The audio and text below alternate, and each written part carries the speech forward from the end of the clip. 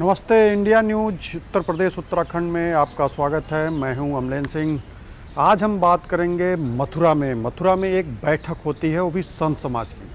संत समाज बैठक करते हैं सिर्फ लव जिहाद के बढ़ते मामलों को लेकर के।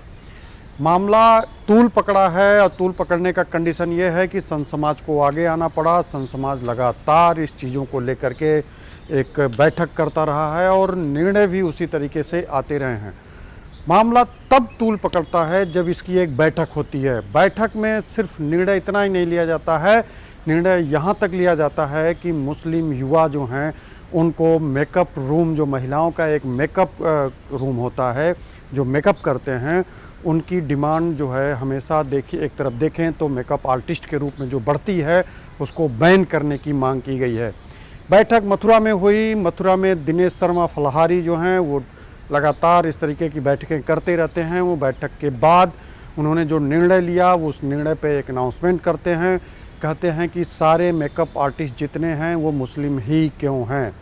ये एक तरीके से लव जिहाद का जो एक एंगल है उसको इन्होंने टारगेट करते हुए, और इस टारगेट पे अगर देखा जाए तो उन्होंने मुस्लिम जो युवाओं को टारगेट किया और कहा कि लव जिहाद में मुस्लिम युवा ज़्यादा सामने आते हैं और ऐसे कंडीशन में हिंदू लड़कियां जब मेकअप कराने जाती हैं तो वहाँ पे मुस्लिम जो हैं वो ज़्यादा नज़र आते हैं और वहीं से इनकी शुरुआत होती है बातचीत की।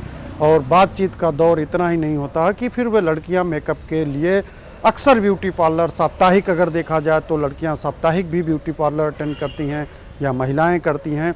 तो इन्होंने एक एंगल निकाला ये कि जो ब्यूटी पार्लर होती है, ब्यूटी पार्लर में अगर मुस्लिम युवा नहीं रहेंगे तो लव जिहाद के मामले कुछ कम नज़र आएंगे।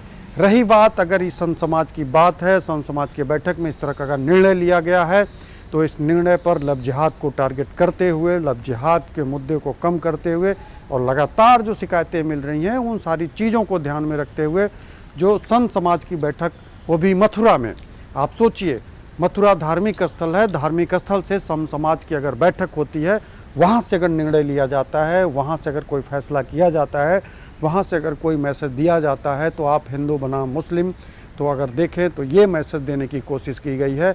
और इस मैसेज में सिर्फ इतना ही नहीं, उन्होंने लव जिहाद एंड पॉइंट को टारगेट किया, क्योंकि अगर देखें तो उत्तर प्रदेश से लेकर के पूरे हिंदुस्तान में लव जिहाद का जो एक मैटर बहुत तेज़ी से बढ़ रहा है, उस मैटर पर ब्रेक लगाने के लिए या कंट्रोल करने की अगर बात करें तो कंट्रोल करने के लिए जो इस तरह से एक निर्णय लिए गए, अब देखना ये है कि हिंदूवादी संगठन कितना इस पर एक्टिव होते हैं और किस तरीके से वो इस मामले को उठाते हैं, या फिर कहिए तो देखते हैं।